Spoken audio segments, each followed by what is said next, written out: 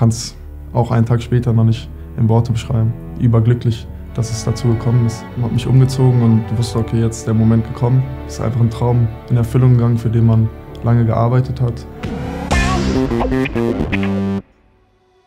Ole, Bundesliga-Debüt. Wie klingt das in deinen Ohren?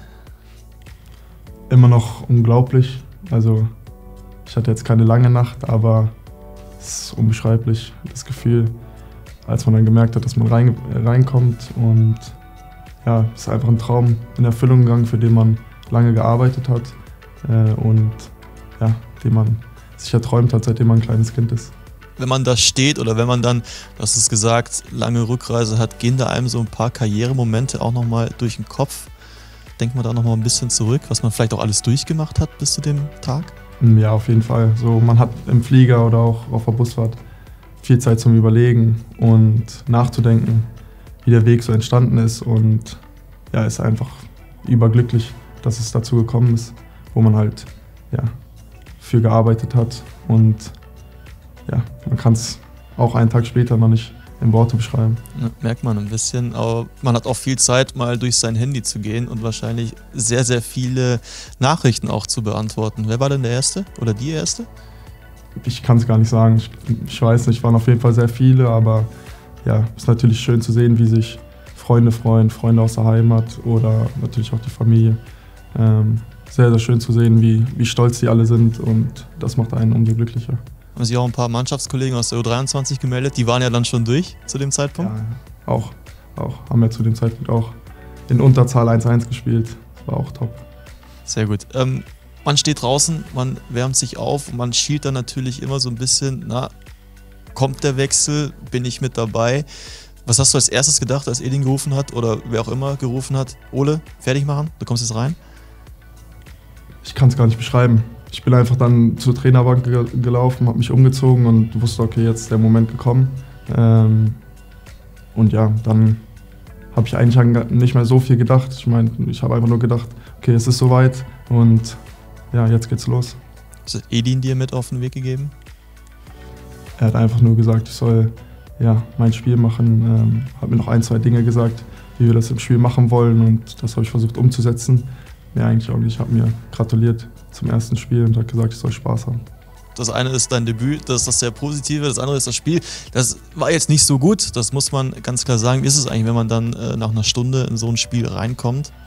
Heidenheim hat es tatsächlich auch sehr gut gemacht. Es war ein ekliges Spiel, was wir auch wussten. Und es gibt natürlich schönere Momente oder einfachere Momente, in ein Spiel reinzukommen. Aber ich denke, das hast du immer im Fußball. Also du kannst ja nie einfach immer, wenn es gut läuft, reinkommen. Klar, wenn es 3-0 läuft, dann läuft sich alles einfacher. Aber man will ja immer reinkommen und der Mannschaft helfen. Und da war der Spielstand eigentlich egal. Aber es ist natürlich schade, dass wir das Spiel nicht gewonnen haben. Das auf jeden Fall. Weil das hatten wir uns fest vorgenommen. Ich glaube, die erste Aktion war direkt eine Ecke, die du getreten hast. Sehr spannende Schusstechnik, wie ich finde, hat man ja schon oft gesehen, auch bei der U23, gerade bei Freistößen, was eine Spezialität von dir ist. Nimm uns mal so ein bisschen mit. Trainierst du das dann regelmäßig auch nochmal nach dem Training?